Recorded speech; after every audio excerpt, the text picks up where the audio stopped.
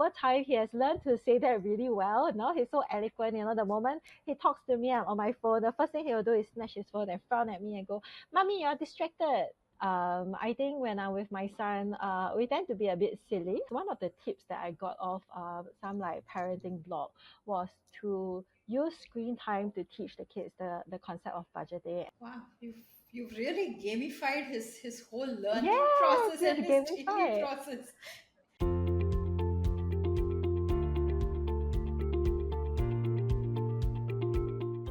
Welcome to Everyday Parenting, a down-to-earth podcast presented by Bricks and Blocks Coaching.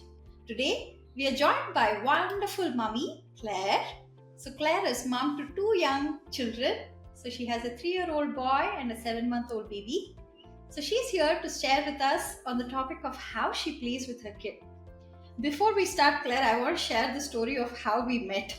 So I was just walking on our regular daily walks, and then I saw Claire playing with her son. She was singing songs to her son, and she was really, really engaging with the kid.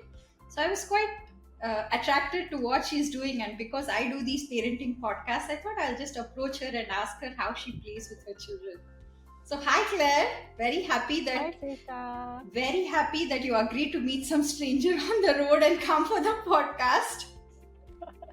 No worries. Thank you so much for having me today. So would you like to introduce yourself as a parent? Okay, sure. So hi, Sweta and listeners. So I'm Claire, currently a mom of two.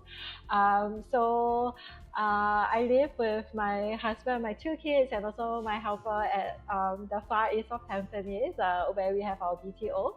I actually met Sweta near my parents' place, actually. For us, we are learning just as much as our kid, and if we can be kind to our kids, why not be kind to ourselves as well? Yeah. Wow, So I think that has pretty much shaped a lot of the philosophy in how we raise our kids. that's so wonderful, yeah? Let's be kind to ourselves because we are kind to our children. So getting back to our topic of how do you play with your kids, right? So I was really interested in how you were playing with your child on the footpath. So is that like part of your daily routine, or it's just the way you are? I think it's a very natural part of very natural kind of conversations that we have. I think when I'm with my son, we tend to be a bit silly, because for him, he's young. He's at the age of 3 where he's being cheeky, and I think at that age, kids are just being kids. I actually love toddlerhood so much, right? It's the age where they're still learning about the world, but they also have that mental capacity to build that bond with you. So it's really like a mini version of your best friend, and it allows me to embrace the kid side of myself as well. So I think, Sweeta, when you met me and I was singing with my son along the pathway, it's something that we do pretty much every day. Where we just latch onto something and we just take time to just be silly with one another. Don't you feel like the other parents are staring, or the other people are seeing at us weirdly? Not really. I think if anything, I told myself, yes, I can look silly. But if anything, if I were to take a step back, right, if I were to put myself in the shoes of my son, I think that would be a core memory that I would want to have. Being able to have a parent that was willing to be silly with me, to not care about how the world would judge our relationship from the outside, but to really focus on, just the two of us in that moment. I would think that would be more important. Yeah. Yeah, and this is the age when they are willing to see us silly, right? Because Yes. once they grow up, then they'll be like, "Mommy, don't come." I was surprised last week when he pushed me out of the class. He's like, "Mommy, don't come near my class. Please go." I'm like, "Oh my God, the kid has grown. He's just 8. He's just Oh, 8. it's so Okay, it's not sweet. like he's gone into his teenagers or whatever, right? It's just 8." Oh my gosh, kids grow up so fast these days. Yes, so it was a shocker to me. So then when I saw you, I was like, oh, this is the age to play with the kids. Yes, it is. It is. It is. Yeah. So what else do you do to play with your child? Okay, so I would say actually playtime really differs from like kid to kid. For my relationship with my son, actually, a lot of our play really involves like quality time that we spend with one another. I think other than just being silly and having like silly conversations, we actually like to read books together. So I think during when we guys are reading books, a lot of times it's not just reading the text of the book.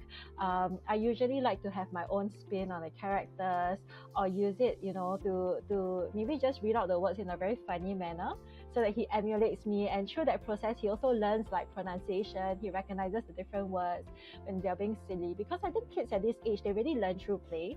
And it's very important also because the education system in Singapore also requires that you need to hit like certain milestones, otherwise you get left behind for your peers. So we try to take all this like educational side of things and make it fun for him. So you're basically blending your everyday experiences into play. Our character is such that me and my husband, we tend to be more easygoing. If we were to really create a very structured way around play, it's something that will make us very uncomfortable. And because when you have two kids, everything in your life is so fluid, right? Like it's very hard to say like, okay, I set aside 8 to 9 o'clock every day for play or for work, because sometimes work stretches beyond the usual hours, or maybe there might be an emergency, my younger daughter accidentally pooped herself. So we try to just take everyday experiences or everyday tasks and responsibilities and make it fun for the kids lah. Okay, wow, that's very, very interesting. So do you actually go to the playgrounds? Do you play like proper games with them, or it's just this play? So we do bring the kids to the playground as well. So of course my younger child is too young now to go to the playground, but for the older kid, we do bring him to the playground at least twice a week. So twice a week after dinner time, we make it a point to really bring our kids down for a walk. It's where the four of us spend time as a family. The kids get to interact with one another on their double stroller, and during the playground time, me and my husband will take turns playing and looking after the kids. So it can be one person pushing the baby on the stroller while the other climbs the playground with him, and so on and so forth. Okay. So what's his favorite game? His favorite game. Okay, so his favorite game is actually not at the playground. It is a very popular game among many Singaporean children today. It's the Gayole machine. I'm not sure whether you heard of it. The Pokemon Gayole machine. So when you go to malls and then sometimes you see like this big Pokemon machine. Okay. Yeah, so each time you do that, right? Each time you play, each round, it burns a lot of money. But sadly, that is also something that my son really enjoy a lot. But it is actually a very enjoyable game for all of us, because it's pretty mindless, right? You just go there, you knock the machine. But for us, we have also used that game to teach our son how to set limits for yourself. So for example, like before the start of every game, we'll let him know, okay, we are only going to change like say $6 or like $10, right? And that you only have $10 for the whole day. Do you want to sit down and play $10 all the way, or we're gonna be in the mall the whole day? Do you want to play like 2 games and maybe save the 3 for the last before we leave? Yeah, so through that he sort of like better understands the concept. That's very, very interesting. So basically you're teaching him budgeting and the concept of money through playing this game.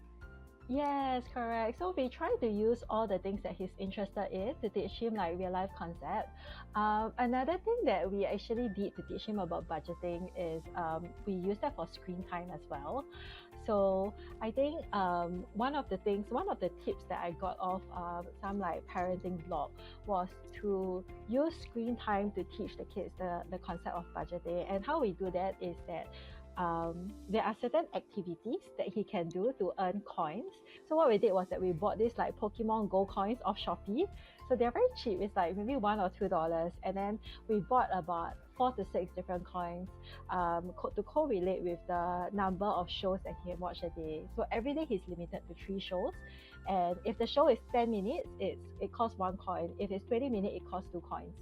And every day he can do different activities to earn the coins, but he knows that his earning is capped at a certain number of coins each day. So for example, like say if he writes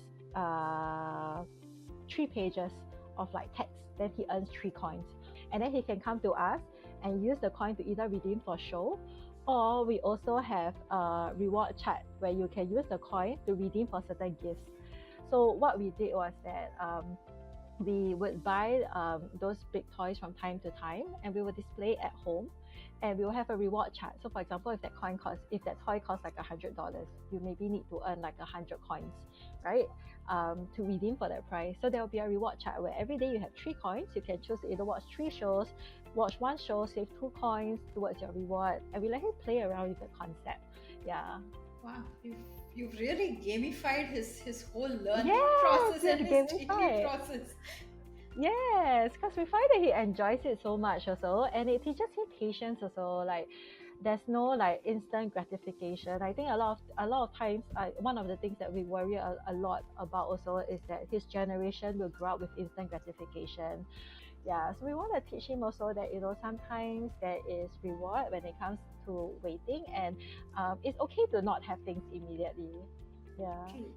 With my kids, it's like, Amma, pause, I have to go pee pee. And I'm like, you can't pause this. This is on StarHub, right? So you can't pause this. So they are so used to YouTube and Netflix watching. Yes. So they just get everything on the fingertips, and they're so good at Yes. searches and figuring out these gadgets. In fact, they're better than us, I guess, these days. Yes. So yeah, what's your take on screen time then? What's our take on screen time? I think we always believe everything in moderation.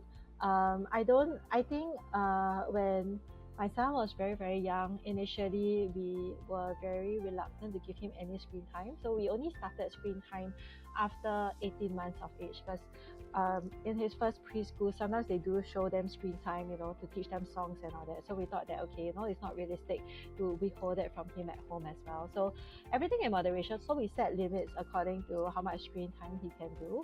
And I think the limit in screen time also motivates us as parents to be more present, because I think a lot of times, a lot of parents use screen time as an escape. Even for us, sometimes, when things get very overwhelming, there are certain cheat days, of course, where maybe, one parent is down and it's only one taking care of two. So we just use screen time as a way to like manage the whole situation. Especially for me, because I have a job, and I also have like a side business. So I'm always on my phone, always on my laptop. Sometimes when I'm with my child, I'm not fully present. So from young, I've always taught him, if mommy is not present, you have the permission to take away my phone and say, mommy, you're distracted. And over time, he has learned to say that really well. Now he's so eloquent. The moment he talks to me, I'm on my phone. The first thing he will do is snatch his phone and frown at me and go, mommy, you're distracted. I'll be like, okay, sorry. So that becomes a very good accountability between us. And I think it also shows him that, hey, we are really equals. If I set that limit on you for screen time, that same principle also applies to me. That's such a wonderful value you're teaching the child, right? Like both of us are equals. Yes, correct. I think even in the process of teaching that we are equal, sometimes we still struggle. After all, we are first-time parents, so there will be some aspect where you don't know how equal is equal, right? So, for example, if there are certain things that they want to do that we know is technically not the best for them, how then do you stand your ground as parents to show them, hey, in situations like that, you have to take lead from me. I am the authority figure in these cases. Yeah. What are those instances? So, for example, even something as basic as when we go out to play at the playground, sometimes it's time for us to go. And he goes, mommy, 5 more minutes, 10 more minutes. And kids, they like to negotiate. But the moment they learn how to negotiate, they'll keep negotiating. And technically, staying the additional 10 or 20 minutes is not going to kill us. It's not going to push our schedule. It's not going to throw our schedule off all the way. But what it sort of teaches the kid also is that, there will always be leeway. You can always push your boundaries. Yeah. My son is always funny in his negotiations. I say, okay, you do 1 hour of work every day, and then, you can take 35 minutes. Where did that number come from? I'm like, okay, fine. Because, I just want him to look at the books for 30 minutes. So I start with 1 hour and he ends up with 35 minutes. I'm like, well, go ahead. Yeah, that's a good number. It's funny how children pick up the concept of numbers, budgeting from these kind of gamifications that we do, right? Negotiation also is a part of gamification. So as we come to the end, Claire, what would be your recommendation in terms of playing with children? How can parents inculcate play? I think parents can inculcate play by first being willing to embrace the kid in yourself. I believe every one of us, we have an inner child. And I think it's very important also, especially if you have a young one at home, when you embrace your inner child, you can connect with your kid on a whole new level altogether. When we go to their level, we connect to them as kids and, have them view us as equal. The bond that you build is very, very different. The level of trust and the kind of play that you do is also I'm not quite sure how to describe it, but it's just a very light-hearted, very innocent, and just a very like fan-driven kind of play that you can have with your kid, where you don't really need to like overthink things. All you do is just embrace the moment that you're with them and just enjoy the process. Yeah, this was a really, really nice talk. Thank you, Claire, for sharing. And you're indeed very vibrant even on the podcast. So thank you so much. Thank you so much for having me, Swetha. Yeah, I hope our audience also had fun, listening to you talk. Before we wrap up, don't forget to check our show notes in the episode description for extra parenting resources. We'd love to hear your stories, so reach out to us at bricksandblockscoaching.com. Thank you for tuning in today. I'm Swetha, and this is Everyday Parenting. See you next time.